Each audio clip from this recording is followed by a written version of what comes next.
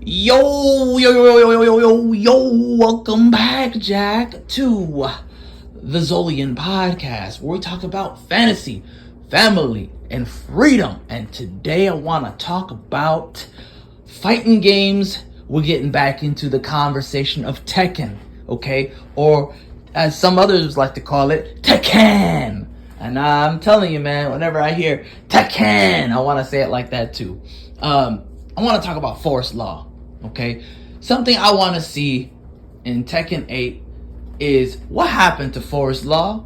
I want to know what happened, okay? Listen, we can fix him, okay? Now that sounded sus. Listen. They went to martial law. Then they went to forest law. And then they went back to martial law, okay? So for those of you not in the know, in Tekken, okay? In Tekken, there is a Bruce Lee allegory, okay? There is a Bruce Lee parody. Bruce Lee parody. That for some reason that rolls right off the tongue. There's a Bruce Lee parody. His name is martial law.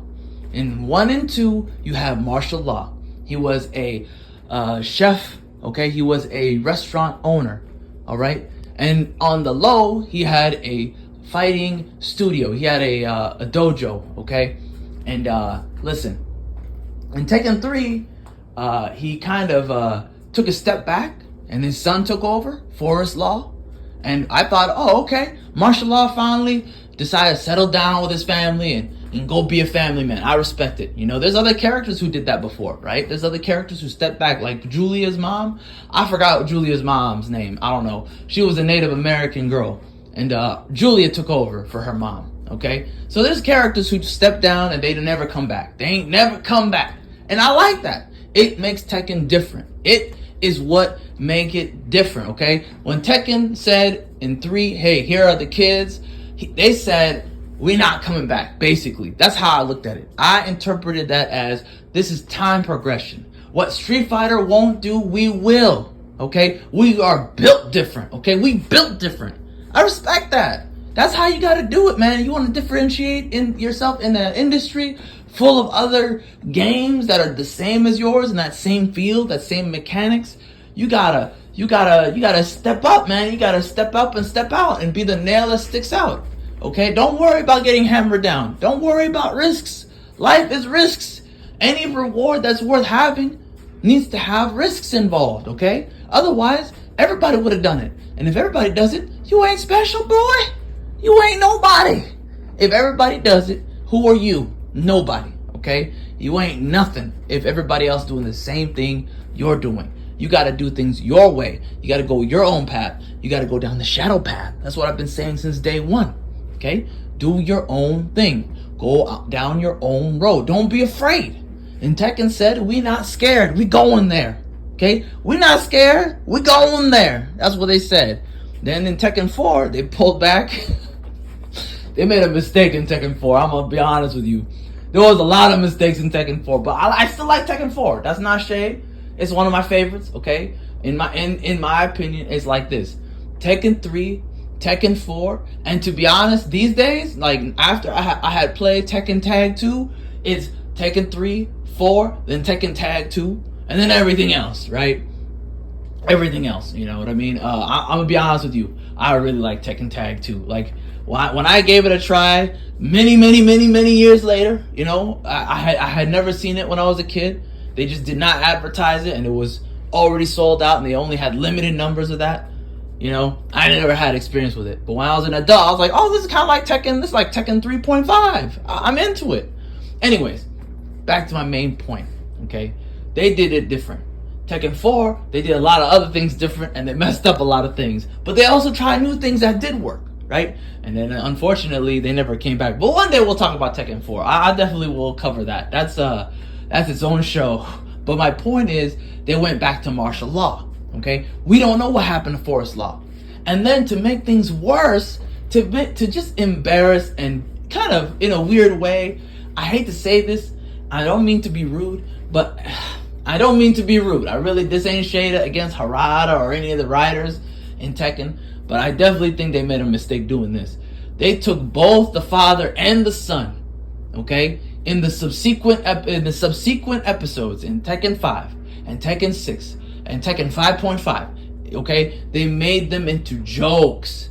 And I don't mean to be like, you know, exaggerating. It's not exaggeration when I say this, okay? Tekken 5, Tekken 5.5, Tekken 6, Tekken 7, every ending had them be jokes, to the point where even in the intro, and I forgot which one it was, I can't remember. Maybe it was 5, 6, I can't remember. Maybe it was 6, where Forest Law was introduced again, only to be defeated by one of the girls who are kind of a joke character, to be honest. Lily's one of the joke characters. She's a parody of another character in Street Fighter, Karen. She's the rich girl, daddy's girl. She's the daddy's girl character. She's kind of a joke character, let's be honest.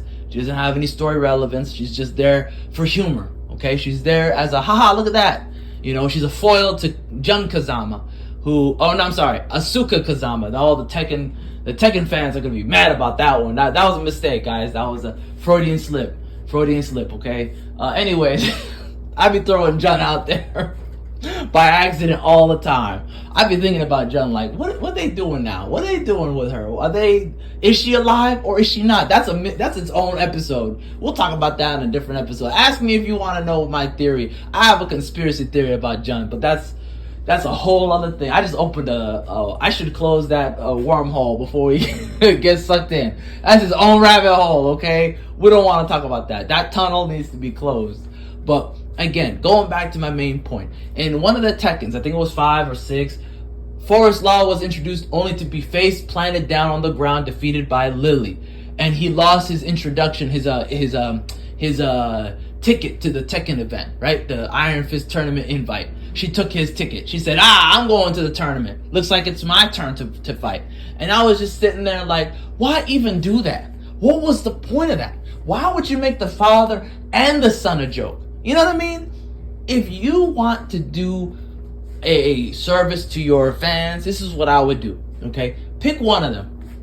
One of them can be the joke. In my opinion, it should be martial law. Since he's already broken, it's over for him, okay? Put the mustache on him and call it a day. Or put the mustache on the young man and call it a day. I don't know which one you want to do. Probably the mustache on the older bro. I think Tekken 4's version of martial law, I'm going to say it, was the best looking version. Him with the mustache works because he's, you know, he's kind of shady. You know, he does some shady things. Like he beat up his own customers because he got angry that they cussed him out. They said his food is shit. Pardon my French. This food is crap. You know, who wants to eat this? It's too spicy. And he beat him up for that.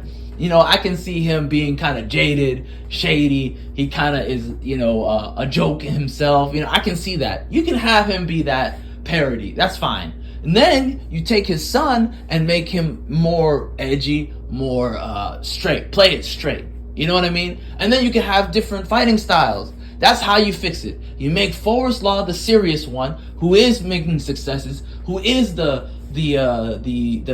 next, right, up and coming serious fighter, the person who's taken the legacy, right, of the law legacy and is actually doing it justice and law justice. And then make the father be this person who's just constantly messing up and he can't get it together. That's okay. You know, and I get it. Some people will be like, nah, you should make them both serious. I get it. I get where you're going with that. I understand. I respect it. But in my personal opinion, it's too late. He's typecasted. You know what I'm saying? Like, he already is in that position of the joke. He's the clown at this point.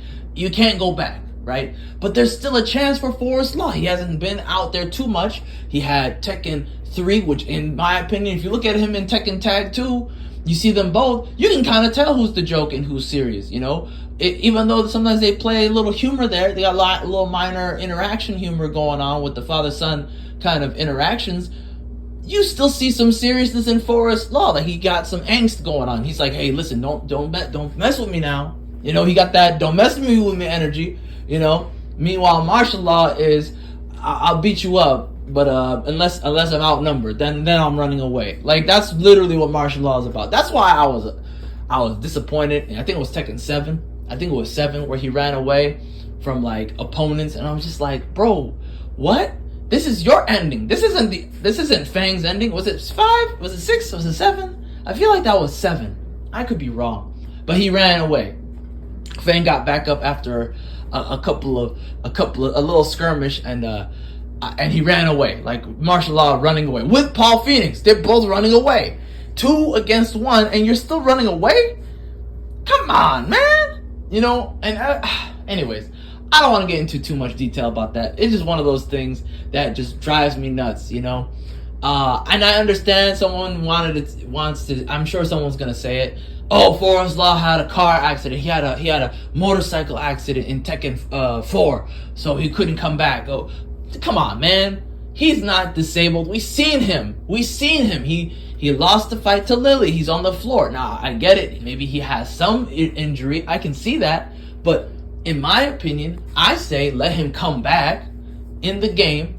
He's maybe wearing something a little edgy. Maybe he has like a different outfit that is signifying him as a serious fighter. He's played straight.